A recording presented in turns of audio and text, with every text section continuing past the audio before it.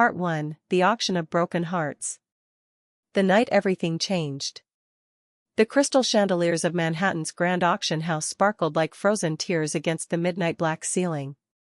Outside, snow fell softly on the city streets, but inside, the world's wealthiest people gathered in silk and diamonds, ready to spend fortunes on beauty they would lock away in private collections.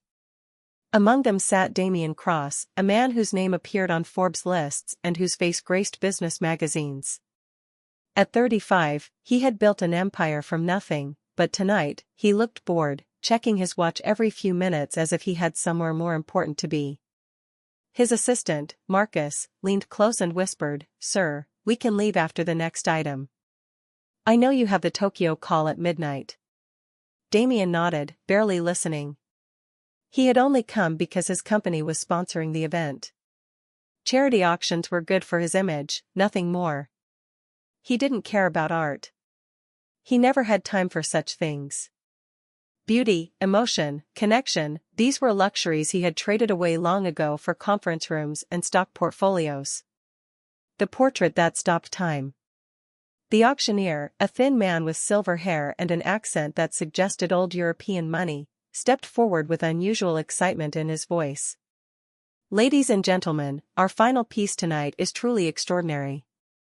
This portrait comes from an unknown artist, discovered in a small estate sale just last month.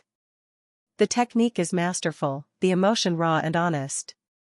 We believe this artist deserves recognition, even though they never sought fame during their lifetime." Two assistants carried out a large canvas, still covered with black velvet cloth. The room grew quiet with curiosity. Damian started to stand, ready to leave, when the cloth fell away. His body froze. His breath stopped. His heart, which he thought had grown cold and mechanical over the years, suddenly remembered how to feel pain. The painting showed a man sitting alone on a park bench at sunset. His face was turned away, looking at something in the distance, something lost. The colors were autumn shades, deep orange, fading gold, dying red. But it was the emotion captured in every brushstroke that hit Damian like a physical blow. Loneliness. Regret. A love that never found its way home. And somehow, impossibly, the man in the painting looked exactly like him. Not just similar, it was him, down to the scar on his left hand and the way he held his shoulders when he felt alone. A signature from the past. Damian moved closer to the stage, pushing past people who murmured complaints. He needed to see the signature. His hands were shaking, something that never happened during billion-dollar negotiations. In the bottom right corner, painted in the same autumn colors as the sunset, were two simple letters, ER. The world tilted. 10 years crashed down on him in a single moment. Emma Rose. His Emma. The girl he had loved in college with the kind of pure, consuming love that only happens once in a lifetime. The girl who had painted in their tiny apartment while he studied business and dreamed of empires. The girl who had cried when he told her he was moving to New York alone, that love couldn't pay bills, that he needed to focus on his career. The girl whose heart he had broken because he was too young and too ambitious to understand what he was throwing away.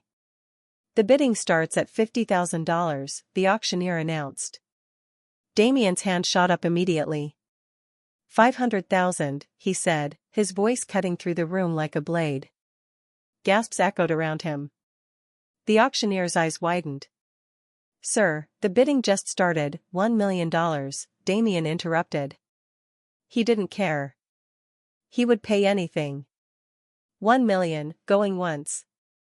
The auctioneer said, looking around the stunned room. No one else dared bid against the intensity in Damian's eyes. Going twice. Sold to Mr. Cross for $1 million. The truth behind the canvas. Damian barely heard the applause. He walked toward the stage as if in a dream, needing to touch the painting, to confirm it was real.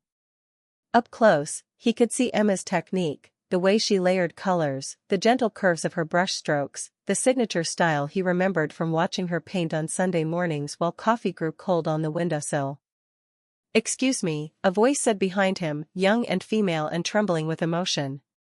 "That painting belongs to my mother." Damien turned and found himself facing a young woman, perhaps 19 years old, with dark hair pulled back in a simple ponytail and eyes that held both fire and tears. She wore a coat that had seen too many winters and shoes that didn't quite match, but she stood with dignity, her chin raised. "Your mother?" Damien asked, though something in his chest already knew the answer. "Emma Rose was my mother," the girl said, her voice breaking slightly. "She painted that portrait 10 years ago. She painted it from memory because the man in the painting left her behind and never came back." The accusation in her words hit harder than any business rival's attack ever could. Damien felt his carefully constructed world beginning to crack. "Where is Emma now?" he asked, though part of him feared the answer. The girl's eyes filled with tears she refused to let fall. "She died last month. Cancer. She couldn't afford treatment because she spent everything raising me alone. She painted until the very end, but she never sold a single piece. She said her art was too personal, too full of memories she couldn't bear to part with. When the past becomes present." Damien's knees nearly gave out. Emma was gone.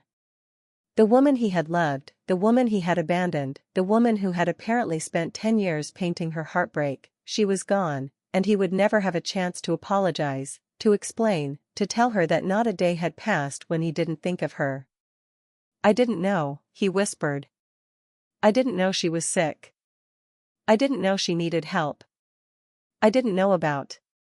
He looked at the girl, really looked at her, and saw Emma's face in her features, Emma's determination in her stance. "About you." The girl laughed, but it was a bitter sound. "Why would you know? You left and never looked back. My mother used to tell me stories about you when I was little. She said you were brilliant and ambitious and that you would change the world. She was right. You did change the world.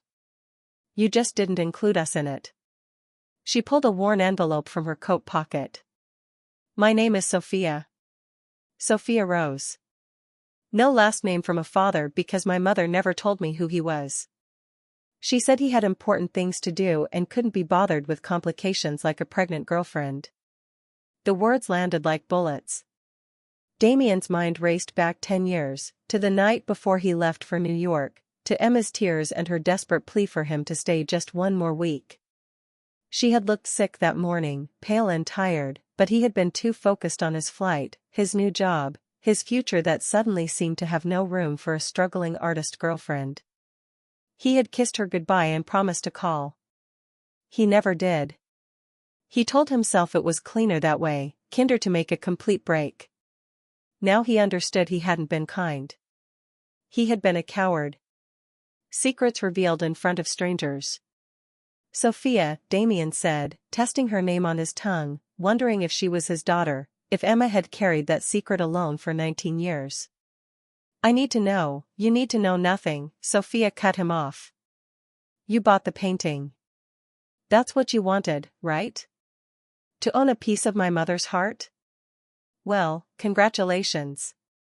You paid $1 million for something she would have given you for free if you had just stayed." People were watching now, the wealthy auction attendees sensing drama more entertaining than any artwork. Marcus appeared at Damien's elbow, looking worried. "Sir, we should go. This is becoming a scene." But Damien couldn't move. He stared at Sophia, at this fierce young woman who looked so much like Emma had hurt, and he knew his life had just changed completely. "You said this painting belonged to your mother. Does that mean there are more?" Sophia's expression shifted, surprise flickering across her anger. "Why would you care?" "Because," Damien said, his voice raw with emotion he had buried for a decade, "every painting your mother made is a window into what I destroyed. And I need to see them all. I need to understand what my ambition cost." Sophia studied him for a long moment, her eyes searching his face for something, sincerity, perhaps, or remorse. Finally, she nodded slowly. "There are more. Dozens of them. She painted her whole life story, Mr. Cross.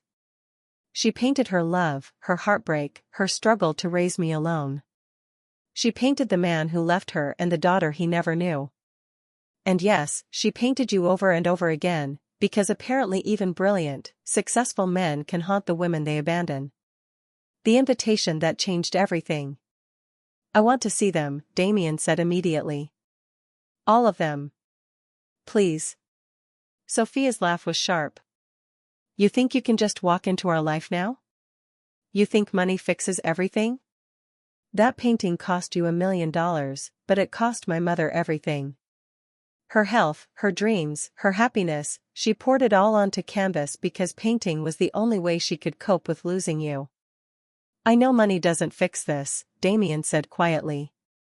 But I'm asking anyway. Let me see what Emma created. Let me understand who she became after I left. I don't deserve it, but I'm asking. The auction house had grown completely silent now. Even the auctioneer had stopped trying to move people toward the exit. Everyone wanted to see how the story would end. Sophia wiped her eyes roughly with the back of her hand.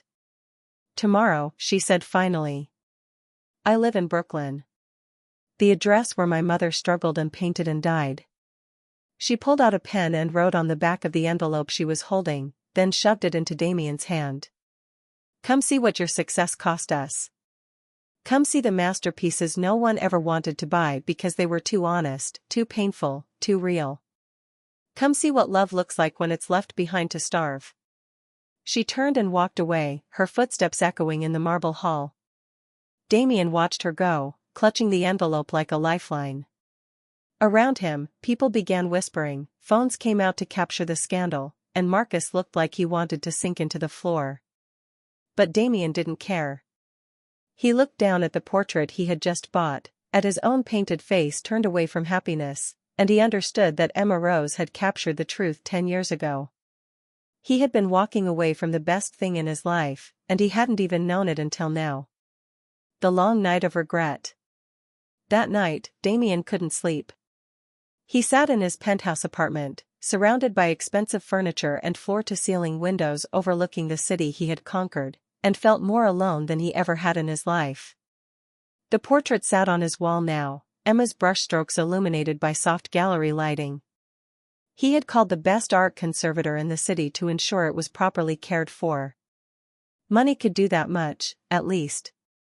Preserve beauty, even if it couldn't create it.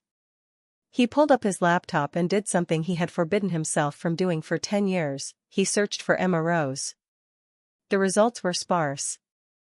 A few mentions in local art blogs, some comments on community forums where she had given free painting lessons to children, a single article from 5 years ago about a small exhibition at a Brooklyn community center.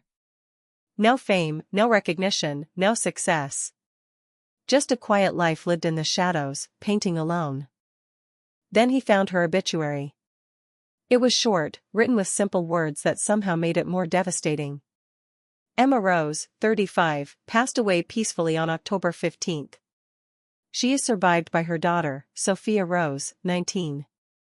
Emma was a talented artist who brought beauty into the world through her paintings and kindness into people's lives through her gentle spirit. In lieu of flowers, donations can be made to the Brooklyn Children's Art Program, where Emma volunteered for 15 years. Damien read it 3 times, then closed his laptop and put his head in his hands. She had been 35. The same age he was now. She had died young, alone except for their daughter, if Sophia was his, and he felt in his bones that she was. Emma had died without ever achieving the recognition she deserved, without ever experiencing the comfort and security he could have provided, without ever hearing him say he was sorry. Tomorrow brings truth.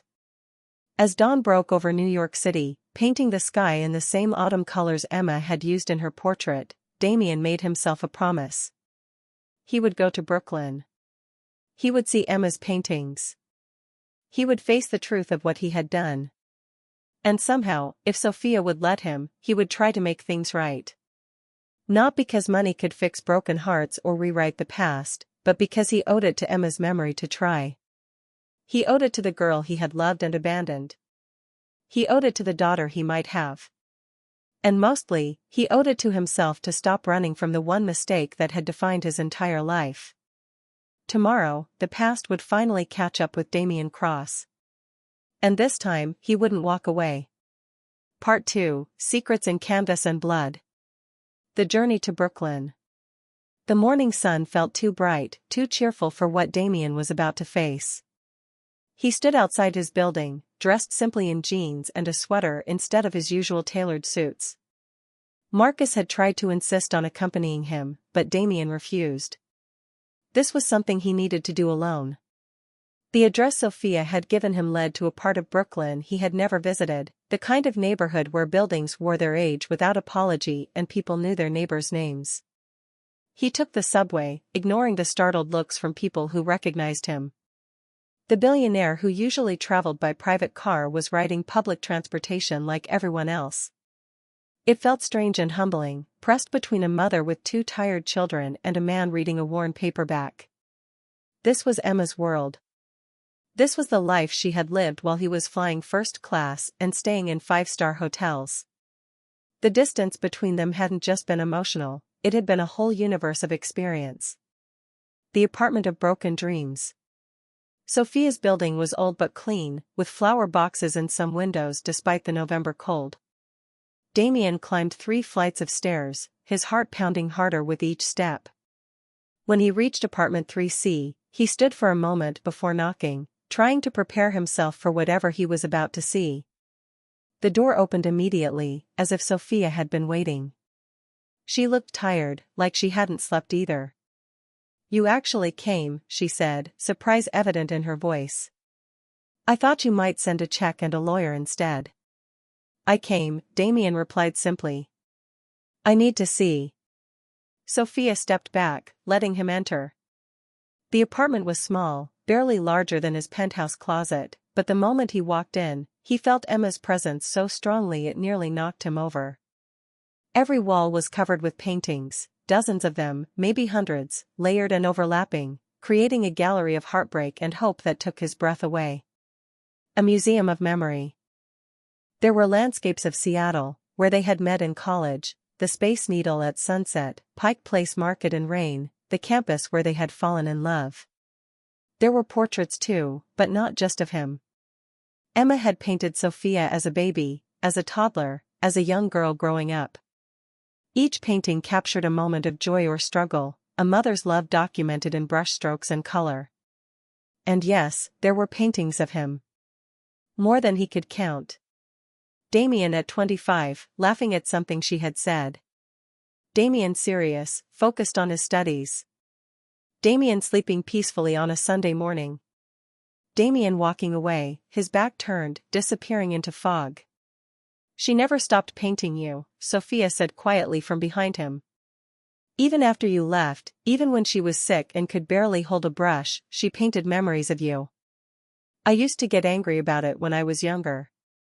I would ask why she wasted her talent on someone who didn't want us.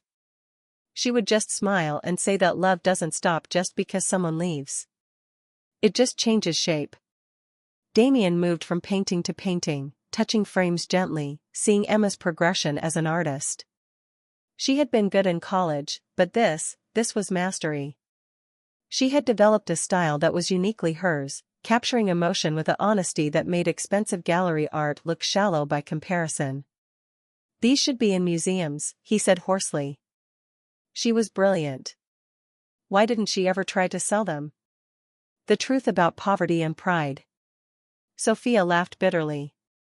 She did try. For years, she carried her portfolio to galleries all over the city. She applied for grants and exhibitions. She showed her work to dealers and critics. Do you know what they told her? That her work was too emotional, too personal, too raw. They wanted abstract pieces for rich people's living rooms, not windows into a struggling woman's soul. After a while, she stopped trying. She said her art wasn't for people who wanted pretty decorations. It was for people who understood pain. "She could have come to me," Damien said, then immediately regretted the words when Sophia's eyes flashed with anger. "Come to you?" Sophia's voice rose. "The man who left her pregnant and never looked back? The man who changed his phone number and blocked her emails?" "Yes, I know about that. I found the printed emails she tried to send you, every single one returned as undeliverable. She tried, Mr. Cross. 4 months after you left, she tried to tell you about me. But you were too busy building your empire to check your old email or remember the girl you left behind. The words hit like physical blows. Damien felt his legs weaken and he sank down onto a worn couch that had seen better days. I didn't know, he whispered. I changed everything when I moved to New York. New phone, new email, new life. I thought clean breaks were better. I was so focused on success, on proving I could make something of myself. I never stopped to think that Emma might need me. The Journal of Emma's Heart. Sophia was quiet for a long moment, then she walked to a small shelf and pulled out a worn leather journal. She wrote too, Sophia said, her voice softer now. Every day until she couldn't hold a pen anymore. She made me promise I would only show this to you if you proved you actually cared. Last night, I thought you were just another rich man trying to collect art. But you came here. You're actually here. So maybe you deserve to know the truth. She handed him the journal. The leather was soft with age and use, the pages filled with Emma's handwriting, loops and curves that looked like her paintings, artistic even in words. Damien opened to a random page and began to read. March 15, 2015. Sophia turned 3 today. I painted her blowing out candles on a cupcake we shared. I couldn't afford a real cake, but she didn't care.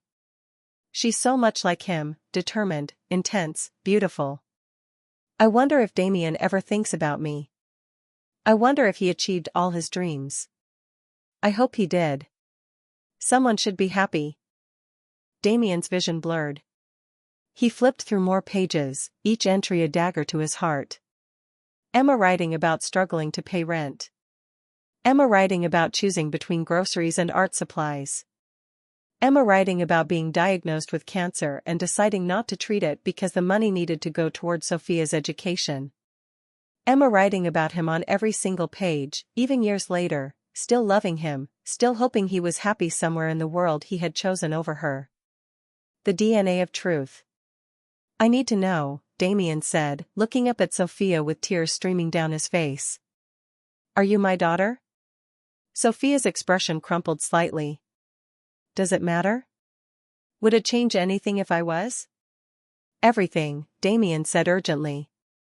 It would change everything. Please, Sophia. I need to know. She reached into her pocket and pulled out a folded paper. I already did the test. Last week, after Mom died. She kept a box of things from you, an old t-shirt, a coffee mug, a book with your name written inside. I used the t-shirt. The results came back 3 days ago. She unfolded the paper and handed it to him with shaking hands. Damien read the words, but they barely registered. 99.9% probability of paternity. He had a daughter. Emma had carried his child, raised his child, loved his child alone for 19 years while he was completely unaware. Sophia, he breathed. My daughter. You're my daughter. I'm Emma's daughter, Sophia corrected sharply. You're just the man whose DNA I happen to share. A father is someone who shows up, who cares, who's there at 3 a.m. when nightmares hit. You weren't there for any of it. Her words were harsh but her eyes told a different story. They held hope mixed with fear, a child's desperate wish that this time, maybe this time, the absent parent would finally be what they needed. When the past invades the present. Damien's phone buzzed insistently in his pocket. He ignored it the first time, the second time, the third time. Finally, Sophia gestured at it. You should answer. Important business calls, right? Empire doesn't build itself. There was mockery in her voice but also truth. The old Damien would have answered on the first ring. But something had shifted last night at the auction. Priorities had rearranged themselves in ways he was only beginning to understand. He pulled out the phone and saw Marcus's name, but also 20 missed calls from another number. Victoria. His ex-fiancée. They had broken up 6 months ago when she gave him an ultimatum: marry her immediately or she would walk. He had chosen work. She had called him heartless. Now he wondered if she had been right. The phone rang again. Victoria's name flashing. Against his better judgment, Damien answered. "What do you want, Victoria?" "What do I want?" Her voice was sharp, angry. "I want to know why photos of you having an emotional breakdown at an art auction are all over social media. I want to know who that girl is and why you're paying $1 million for ugly paintings. I want to know if this is going to damage the merger because your drama is making investors nervous." Damien looked at Sophia, at Emma's daughter, his daughter, standing in this tiny apartment surrounded by her mother's legacy. "It doesn't concern you anymore, Victoria. We're done." "Oh, we're not done," Victoria said coldly. "I did some research after seeing those photos. That girl is Emma Rose's daughter. Emma Rose, the college girlfriend you never mentioned. And considering she's 19 and you dated Emma 20 years ago, the math is very interesting. Does your board know you have an illegitimate daughter, Damien? Does Wall Street know the great Damien Cross abandoned a pregnant girlfriend? The threat that changes everything." Ice flooded Damien's veins. "Are you threatening me?" "I'm stating facts," Victoria replied. "Facts that could become very public very quickly. Unless, of course, we come to an arrangement. Marry me by the end of the month, and this stays quiet. Refuse, and I'll make sure every newspaper, every blog, every social media platform knows the truth. Your clean reputation will be destroyed. Your business will suffer. And that poor girl will be dragged through a media circus she doesn't deserve." Sophia's eyes widened. She had heard enough of the conversation to understand what was happening. Damien saw fear flash across her face, not for herself, but for what this exposure might mean. "I'll call you back," Damien said tersely and hung up. The phone immediately started buzzing again. He turned it off completely. "She's going to tell everyone, isn't she?" Sophia asked quietly. "She's going to turn us into a scandal." "Not if I can help it," Damien said, but even as he spoke, he knew Victoria had him trapped. She was vindictive enough to carry out her threat, and she had connections at major publications. His illegitimate daughter would make headlines. The billionaire who abandoned his family for success. The narrative wrote itself, and it wasn't pretty. A daughter's disappearance. "You should go," Sophia said suddenly. "Make your deal with her. Marry the woman. Protect your precious reputation. That's what matters, right? That's always what mattered to you." "No," Damien said firmly. "Not anymore. I won't let her hurt you." "You can't stop it," Sophia said, and tears finally spilled down her cheeks. "This is what happens when worlds collide. You belong in penthouses and boardrooms. I belong here, in this tiny apartment with my mother's paintings.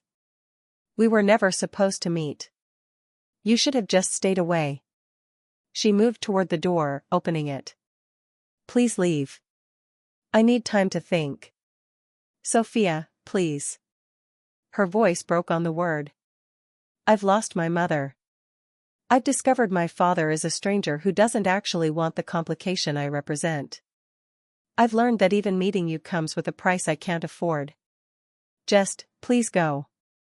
Damien wanted to argue, to promise things would be different, but he saw the exhaustion in her eyes. She needed space, and pushing now would only drive her further away. He stood slowly and walked to the door, then paused. "I'm not giving up on you," he said. "I don't care what Victoria threatens or what the media says. You're my daughter. She was everything. And I won't walk away again." Sophia didn't respond. She just closed the door quietly after he left, and Damien heard the sound of the lock sliding into place. He stood in the hallway for a long moment, Emma's journal still clutched in his hand, surrounded by the weight of all his mistakes. The decision point. Damien returned to his penthouse that evening to find Victoria waiting in his lobby. Security had let her up because she was on his old approved list, something he would need to fix immediately. She looked immaculate as always, designer clothes, perfect hair, a smile that didn't reach her eyes. "Have you thought about my proposal?" she asked without preamble. "It's not a proposal, it's blackmail," Damien replied coldly. Victoria shrugged. "Call it what you want. But the clock is ticking. I have a journalist friend very interested in this story. All I have to do is make one call." "Why?" Damien asked. "Why do you care this much about punishing me?" "Because you made me feel like I wasn't enough," Victoria said, and for a moment, genuine hurt showed through her polished exterior. "I offered you everything, beauty, connections, the perfect corporate wife. But I was never enough for you. You were always distant, always working, always somewhere else mentally. Now I know why. You were still in love with a dead woman and the daughter you abandoned." "I didn't know about Sophia," Damien said quietly. Victoria laughed harshly. "That almost makes it worse. You forgot about Emma so completely that you didn't even check to see if you had destroyed her life. At least if you had known and chosen success anyway, it would mean you cared enough to make a conscious choice. But you just forgot. You erased her and moved on. The night that changed direction." The words stung because they were true. Damien had been so focused on his own ambitions that he hadn't looked back, hadn't checked, hadn't cared enough to wonder if Emma was okay. "You're right," he said simply. "I was a coward and a fool. But I won't compound those mistakes by letting you blackmail me into a loveless marriage. Do your worst, Victoria. Call your journalist friend. Write your story. Expose me. I deserve it." Victoria's eyes widened in surprise. This wasn't the response she had expected. "You're serious," she said slowly. "You're actually choosing that girl over your reputation?" "I'm choosing my daughter over everything else," Damien corrected. "For the first time in my life, I'm making the right choice. Even if it's 20 years too late." Victoria studied him for a long moment, then her expression shifted from anger to something almost like respect. "You really loved her," she said quietly. "Emma. You really loved her." "Yes," Damien said. "And I destroyed that love through my own selfishness. But maybe, if I'm very lucky and work very hard, I can build something good with the daughter we made together. Even if the world judges me for it." Victoria turned to leave, then paused at the door. "I won't call the journalist," she said. "Not because I forgive you, but because that girl, Sophia, she doesn't deserve to be a weapon in our fight. She's already lost enough." Before Damien could respond, Victoria walked out, leaving him alone with his thoughts and Emma's journal. He opened it again, reading more entries, learning about the woman Emma had become and the life Sophia had lived. And slowly, a plan began to form in his mind. The discovery of the final painting. The next morning, Damien went back to Brooklyn. He knocked on Sophia's door repeatedly, but no one answered. Panic started to set in. He asked neighbors, but no one had seen her. Finally, an older woman from the next apartment came out. "You looking for the Rose girl?" she asked. "She left early this morning with a big canvas under her arm. Said she was going home." "This is her home," Damien said, confused. The woman shook her head. "No, baby. This was just where they survived. Home was somewhere else." She mentioned something about finishing what her mother started. Damien's mind raced. Where would Emma have considered home? Then he remembered something from the journal, entries about a small art studio in Emma's hometown, a place she had rented before Sophia was born, where she had been happiest. He pulled out his phone and scrolled through Emma's obituary again. Born in Millbrook, New York. A small town upstate. That had to be where Sophia went. Without hesitation, Damien called Marcus. "I need a car to Millbrook immediately." "And Marcus?" "Clear my schedule for the rest of the week. Actually, clear it for the month. I have something more important to do than make money." Marcus was silent for a moment, then said quietly, "It's about time, sir." As Damien drove north out of the city, leaving behind the empire he had built, he felt something he hadn't felt in years, purpose that had nothing to do with profit margins and everything to do with being human. Emma's journal sat on the seat beside him, and somewhere ahead, his daughter was waiting, whether she knew it or not. Part 3, The Masterpiece of Redemption. The Road to Millbrook. The drive to Millbrook took 3 hours through autumn landscape that could have been pulled from one of Emma's paintings. Trees lined the highway in brilliant orange and red, leaves falling like memories onto the road. Damien drove with the journal open on his passenger seat, reading entries at red lights, piecing together the woman Emma had become and the childhood Sophia had experienced. Every page made his chest tighter with regret and something else, a desperate need to somehow make things right even though he knew the past couldn't be changed. Millbrook turned out to be the kind of small town where everyone noticed an expensive car with New York plates. Damien pulled into a gas station and asked about the Rose family. The attendant, an older man with kind eyes, brightened immediately. "Oh, Emma Rose. Sweet girl. Terrible shame what happened to her. Her mama's old art studio is still standing, down on Maple Street. Her daughter went there this morning, carrying something big. Looked like she had the weight of the world on her shoulders." Damien thanked him and followed the directions to a small street lined with historic buildings. The art studio was easy to spot, a converted warehouse with large windows that let in northern light. The door was unlocked. He pushed it open slowly and stepped into a space that took his breath away. The studio of lost dreams. The studio was exactly what Emma would have created: high ceilings, wooden floors worn smooth by years of footsteps, walls lined with storage racks for canvases. Afternoon sunlight streamed through the tall windows, creating golden rectangles on the floor. And there, in the center of the room, stood Sophia.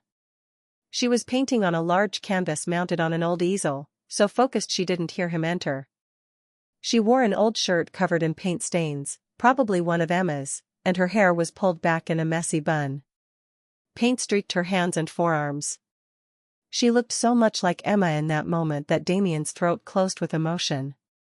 He watched silently as she worked, her brushstrokes confident and precise. She had inherited more than Emma's eyes, she had her talent too.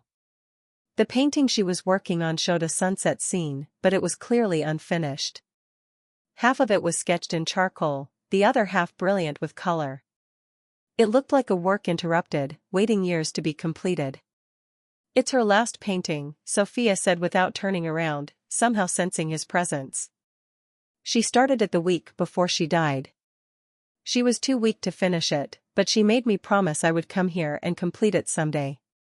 She said this place held the happiest memories of her life." Sophia finally turned to face him, paint on her cheek, tears in her eyes. "I thought I could do it alone. I thought I could finish what she started without falling apart. But every brushstroke feels like saying goodbye, and I don't know if I'm strong enough." A father tries to help. Damien moved closer slowly, giving her space to send him away if she wanted. "What's the painting supposed to be?" he asked gently. Sophia looked back at the canvas. "It's called The Future We Dreamed. She told me she was painting what she imagined her life would have been like if." She trailed off, but they both knew how the sentence ended. If Damien had stayed. The painted half of the canvas showed a small house with a garden, children playing in the yard, a woman standing at an easel on a porch. It was domestic and simple and beautiful, everything Emma's real life had never been. The unfinished half showed darker elements, shadows, uncertainty, things that never came to be. She was painting two futures, Damien said, understanding dawning. The one she hoped for and the one she got.